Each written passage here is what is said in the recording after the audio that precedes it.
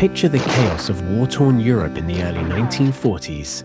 A covert operation in the dead of night, whispers in back alleyways, and a single woman separated from her allies, forced to fend off an entire column of enemy soldiers with only her wits, her courage, and her unyielding determination. Bullets tear through the silence as she hunkers down, her heart pounding, resolved to fight until her last breath, if necessary. She is alone, outnumbered, and gravely wounded. Yet in that moment, she remains as defiant as ever. And no matter how dire the situation, nothing can extinguish her resolve to see the mission through. Her name was Violette Szabo, and this is her story.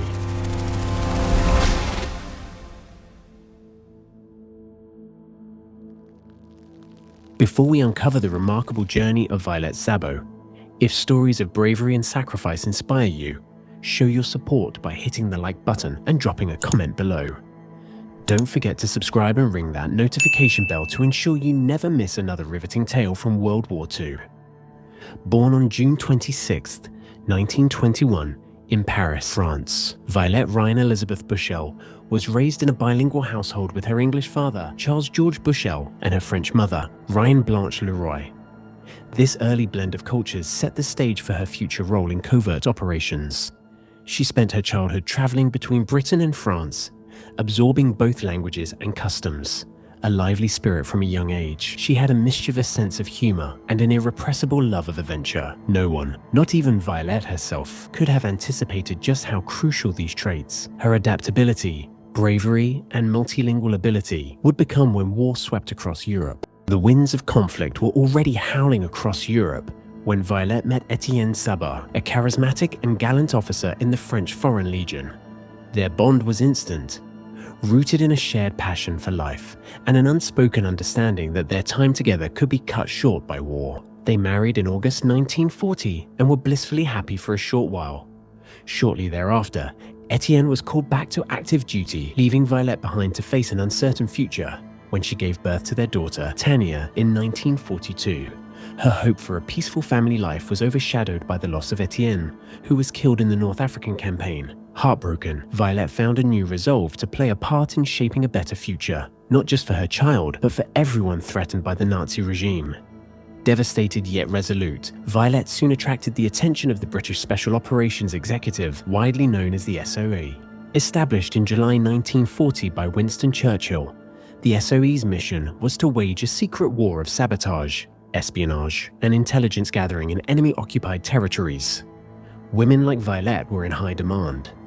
Their ability to blend in as civilians made them less suspicious to Nazi forces, and her perfect fluency in both French and English was a priceless asset. However, getting into the SOE was just the beginning. Violette underwent exhaustive training, including firearms expertise, close quarters combat, radio operation, and parachute jumps. Each skill vital for infiltrating Nazi-occupied zones. Yet through every grueling test, her motivation burned bright. The memory of Etienne spurred her onward, and her love for Tania kept her focused on a future worth fighting for. Armed with new skills, Violette Szabo parachuted into France on her first mission in April 1944. Adopting the codename Louise, she was tasked with coordinating and supporting local resistance networks, gathering intelligence, and helping to sabotage German lines of communication. If you can imagine, she had to move through villages and towns while constantly dodging suspicious eyes, always ready to think on her feet if questioned. Fear was inevitable, but Violette channeled that fear into determination, knowing that even a single misstep could end in capture or worse. This first mission was a success. Not only did Violette gather critical information on German troop movements, but she returned to Britain safely, proving her mettle and further solidifying her reputation within the SOE.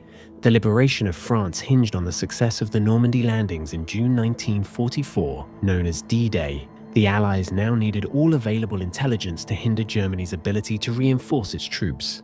Because of her prior success, Violette was rapidly redeployed on her second mission to occupied territory. The stakes were astronomical, with Nazi forces on high alert. Infiltration carried an even higher risk of exposure. Nonetheless, Violette pressed forward. She was to reorganize decimated resistance cells and funnel information to the advancing Allied armies, ensuring that German movements were tracked and derailed wherever possible. Yet, as often happens in the fog of war, one small piece of bad luck could alter the course of history. Sources indicate that a local informant had tipped off the Germans that a young, dark-haired British female spy was active in the region. A roadblock was set up along her route. When Violette and her companions stumbled upon it, a fierce firefight erupted.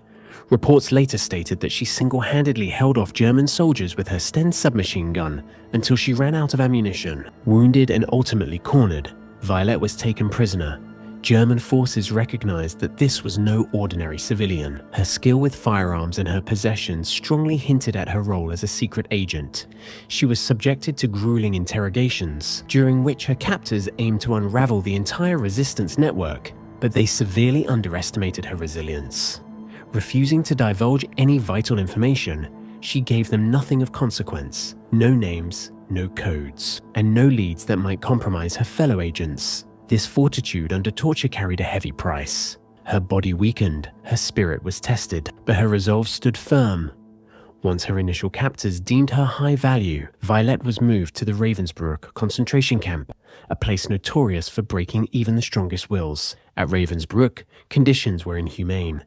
Female prisoners were herded into cramped barracks, fed meager rations, and forced into punishing labor. All the while, Violette's identity as an SOE operative painted a target on her back. Yet, from scattered testimonies of fellow inmates, we learn that she remained a quietly inspiring figure, determined to preserve dignity and hope in a place designed to strip people of both.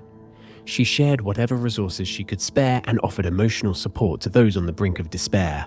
Even in the face of torture, disease, and the looming threat of execution, her empathy did not wane. By early 1945, as Germany's defeat drew closer, the Nazi regime grew increasingly brutal. They began eliminating high-profile or dangerous prisoners to cover their tracks and prevent Allied forces from gaining vital intelligence. By February 1945, Violette Szabo was executed alongside fellow agents Denise Bloch and Lillian Rolfe. Though the exact date in some records remains unclear, what is indisputable is the bravery with which Violette met her end.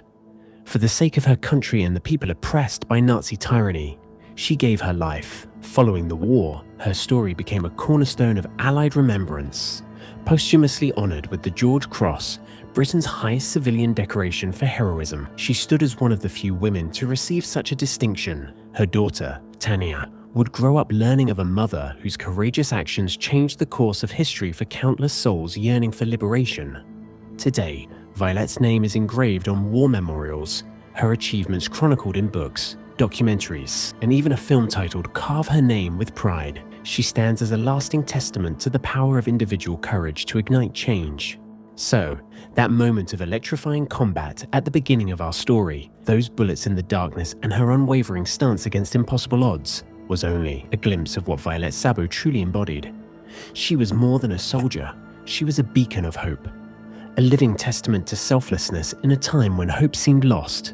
Thank you so much for joining us on this deep dive into her life and sacrifice. May Violette's legacy inspire us all to stand up for what we believe in, no matter the cost.